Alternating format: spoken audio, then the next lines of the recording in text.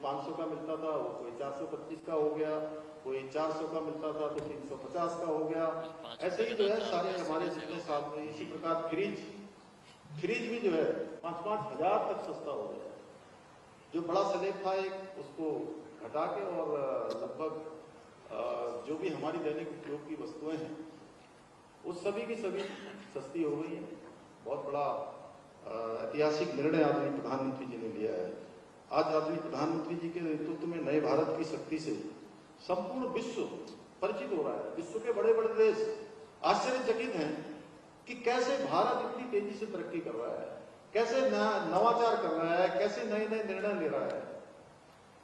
आप सभी भली भांति जानते हैं एक समय वह भी था जब भारत का कोई बड़ा शहर आतंकवाद से सुरक्षित नहीं था, परंतु उस समय की सरकारों में वो साहस और राजनीतिक इच्छा शक्ति नहीं थी कि वो आतंकवादियों और उनके संरक्षकों के खिलाफ कोई ठोस कार्रवाई कर पाते।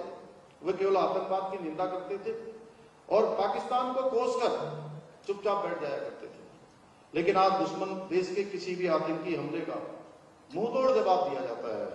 जैसे उरी हमले का जवाब सर्जिकल स्ट्राइक से दिया गया, पुलवामा के बाद एयर स्ट्राइक की गई और पहलगाम हमले के बाद ऑपरेशन सिंदूर के माध्यम से आतंकवादियों को उनके बिल में ही सफाया कर दिया गया।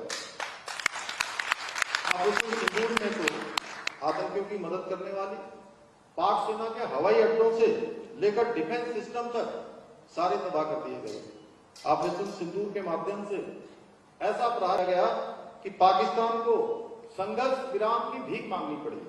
साथियों, आदरणीय प्रधानमंत्री जी के मार्गदर्शन में हमारी प्रदेश सरकार ने भी राज्य में कई महत्वपूर्ण योजनाएं और नीतियां लागू की हैं, जिससे राज्य का चहुमुखी विकास सुनिश्चित हो रहा है। इसी का परिणाम है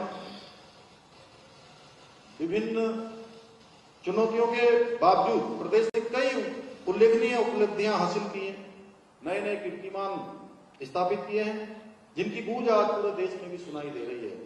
यह हम सभी के लिए गर्व का विषय है कि नीति आयोग भारत सरकार के द्वारा जारी सतत विकास के लक्ष्यों को प्राप्त करने में सस्टेनेबल डेवलपमेंट गोल्स के इंडेक्स में हमारे प्रदेश को पूरे देश के अंदर पहला स्थान प्राप्त हुआ है।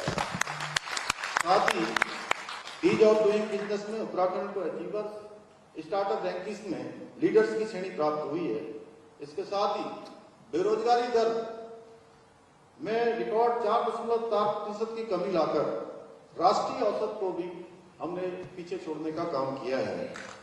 साथियों, हमारी सरकार राज्य के समग्र विकास के साथ साथ अपने सांस्कृतिक मूल्यों और डेमोग्राफी को संरक्षित रखने के लिए संकल्पबद्ध होकर काम कर रही है। जहां हमने प्रदेश में एक और सख्त धर्मांतरण रोधी कानून लागू किया है, दंगा रोधी कानून लागू किया है, वहीं लैंड जिहाद, लव जिहाद और थूक जिहाद के खिलाफ कठोर कार्रवाई सुनिश्चित की है। राज्य में हमने कालनेमी ऑपरेशन चलाकर जहां हमने सनातन हिंदू धर्म को बदनाम करने वाले जिहादियों को पकड़ने का काम किया है, वहीं लैंड जिहाद पर कार्रवाई करते हुए अभी तक 9000 एकड़ से अधिक जमीन सरकारी भूमि को लैंड जिहादियों से मुक्त कराया है। इसके साथ ही करीब 250 अवैध मदरसों को सील करने के साथ ही 500 से अधिक अवैध संरचनाओं को भी हटाने का काम हमारी सरकार ने किया है। साथियों, देवभूमि में कोई भी जिहादी रंग बिरंगी चादर डालकर, आप सबको पता है, कहीं पर नीली चादर, कहीं पर पीली चादर, कहीं हरी चादर डालकर हमारी जमीन को अब कभी नहीं हड़प सकता है। यही नहीं है कि हाल में हमारी सरकार ने राज्य में नया कानून लाकर मदरसा बोर्ड को भी समाप्त करने का निर्णय लिया है।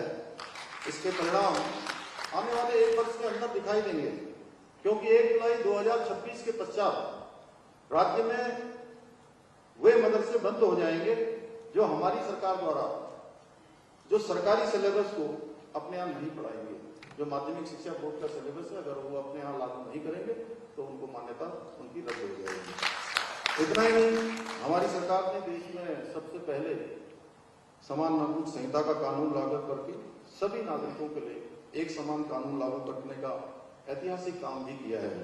साथियों, हमने राज्य में नकल माफियाओं को अंकुश लगाने के लिए देश का सख्त नकल विरोधी कानून लागू किया है, जिसके परिणाम स्वरूप पिछले 4 वर्षों में 25,000 से अधिक युवाओं को सरकारी नौकरियां प्रदान करने में हमें सफलता प्राप्त हुई है। इस कानून के लागू होने के पश्चात हमने वर्ष 2022 के बाद से अब तक 100 से अधिक नकल माफियाओं को जेल की सलाखों के पीछे पहुंचाने का काम किया है, परंतु कुछ लोगों को ये रास नहीं